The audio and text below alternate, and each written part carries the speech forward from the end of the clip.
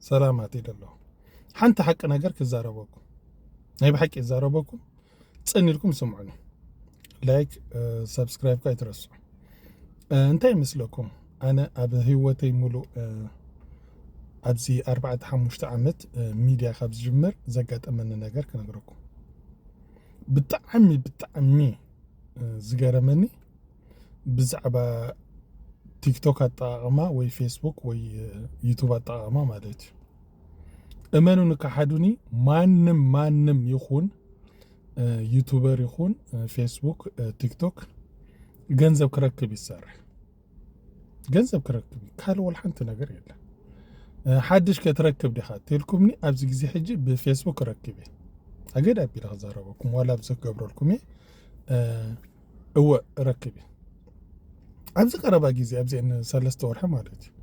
بتيك توك جنزب كان مسرح بزح يفلتني نيري قرب مستتقمكو اتي تيك توكي قرب بالطعم كبد يزبلعوني ناي اندا امه يصقا قولوع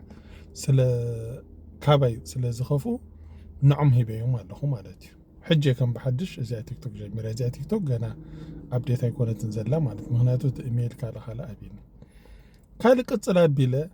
يوتيوبرات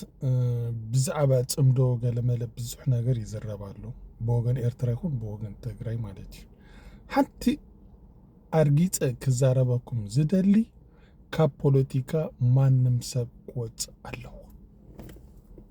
ሕጂ ቆጽ አለው ክብለኩም ኮለኹ እንታይ መስለኩም ቡል ቀሰብ ንዘራረብ አገዳቢና ሕጂ ቡል ቀሰብ አንን እስኹም ንዘራረብ እዚ ሕብብ ዘይብሉ ማለት ካብ ስድራኻ ዝበልጸካ አሉ ካብ ኣቦኻ ካብ ኣዴኻ ካብ ደቅኻ ካብ ሕዋትካ ካብ ሰበይትኻ ዝበልጸካ ነገር አሉ ኣብዚ ኣነ ሓዙኒ እንድሕር ዝየለ ማንም ይኹን ማንም ዩቲዩበር ይኹን ማንም ሚዲያ ጸብለልትነት አለን ዝብል ሰብ እንድሕር አሉ ብዛዕባ ረብሕኡ ጥራሕ እንተዚ ኮይኑ ብዛዕባ ስድራ ቤት ናትካ ዝሓስብ ሰብ የለ ሓደ ሓዙለይ ካብ ዝተፈለለይ ናይ ትግራይ ቦታ ካብ ዛላምበሳ ካብ ሑመራ ካብ ራያ ካብ ዝተፈለለይ ቦታ ዝተፈናቀሉ ብዛዕባኦም ዝዛረብ ዩቲዩበር ወይ ብዛዕባኦም ዝዛረብ ሓላፍ ሰሚዕኩም ትፈልጡ ኣምጹለይ ዝብለኩም ዘሎ የለን ምክንያቱ ፖለቲካ ሸቀጥ እዩ ናይ ፖለቲካ ሸቀጥ ካብ ሸቀጥ ብምንታይ የፍልዮ ብደም ንጹሃን ብደም መሳኺን ደቅ ድኻታት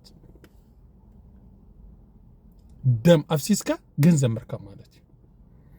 بزح قد نسمعنا زلنا نمش مرتين مودة تكون تخيل هذا الفيديو كم زعلت فيديو لحرجون كسر حيدا الدنيا مغنياتو أنا لبي ميبك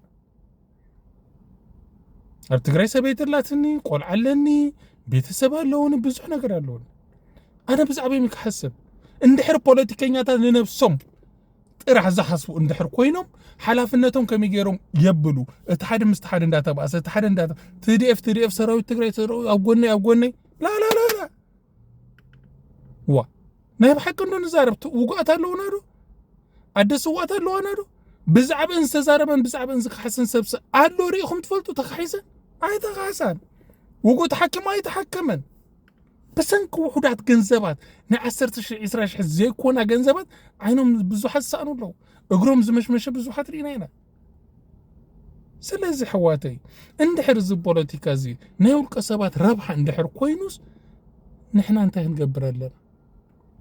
نبصها حلو نبصدرا بيتك حلو نايب حكي ابجيزي كونيتا دك حبتا مطابي هادم نا ادي سابا نابكار نتصبو بوتا يمزهادمو دك جنرال دك قال ابي هدمو نام صبو بوتا يمزهادمو اتي دخاغن مهدم يبلون حق اندن زرارب دياسبوراتات زخونه ነገር እንደሕርኩን ስድራ ቤትና ነቤና አየር ግብር አቢና ነብጽቦ ቦታና በአዲስ አበባ ናብካሪና እንወስደው እቲ ድኻ ወድ ድኻገ አብ ኹፍ ይሉ ውድበይ ውድብካ ኮስቶዶ ገለመለ ፓርቲ ገለመለ እንዳበላቡ ይብል እሱ ኸይስዋ እሱ ኸይመውት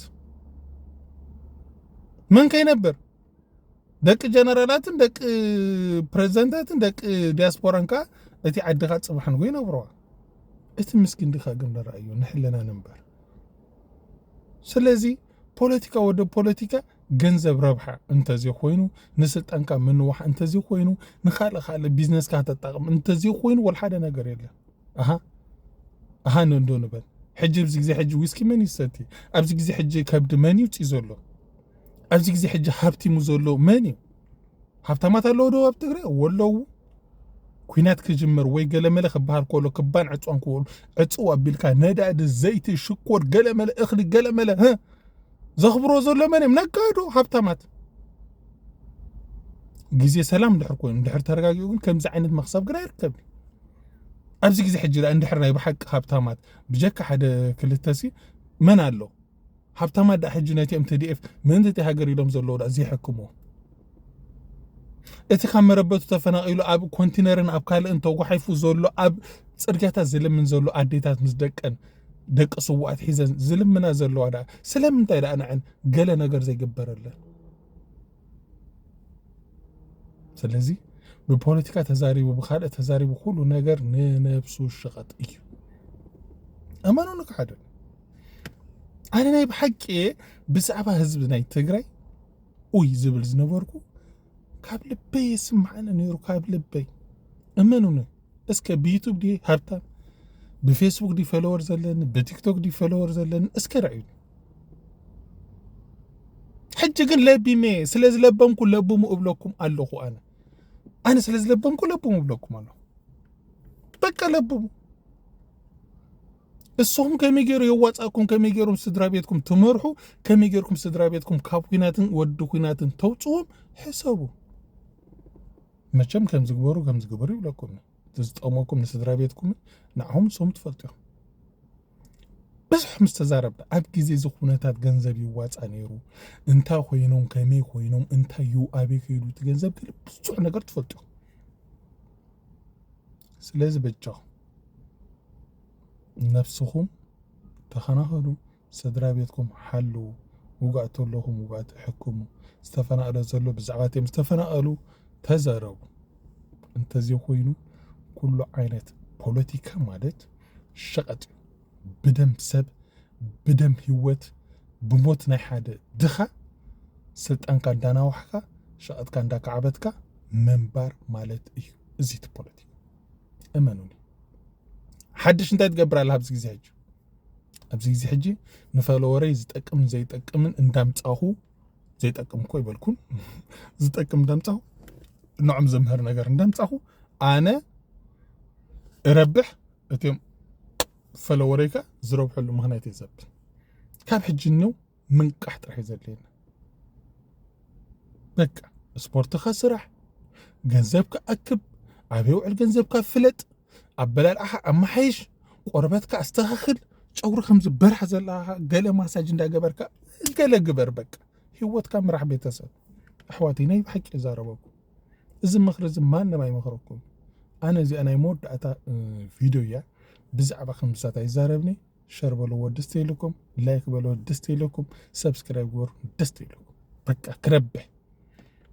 ኩላትኩም ካ ቪድዮ ውፁ እዚ ዩቱብ አውፁ ፌስቡክ ወማዕብሉ ቲክቶክ ወማዕብሉ ኩሉ ሰብ ደሮ ሓሪሩ ወይ ብዕራይ ሓሪሩ ይኮነ ብድፍረት ይዛት ክንደይ ንፉዓት ኣሎ ስርሑ በቃ ቢዝነስ ጥራሕ ኣኻቡ ሰላምኩም ይብዛሕ ሰሰናዩ ኣብ ቀጻሊ ቪድዮ ክንመጽኢና ኩሉ ቦታ ሰላም ሆነና ሰላም መላገጽ ፖለቲከኛታት ኣይንኹን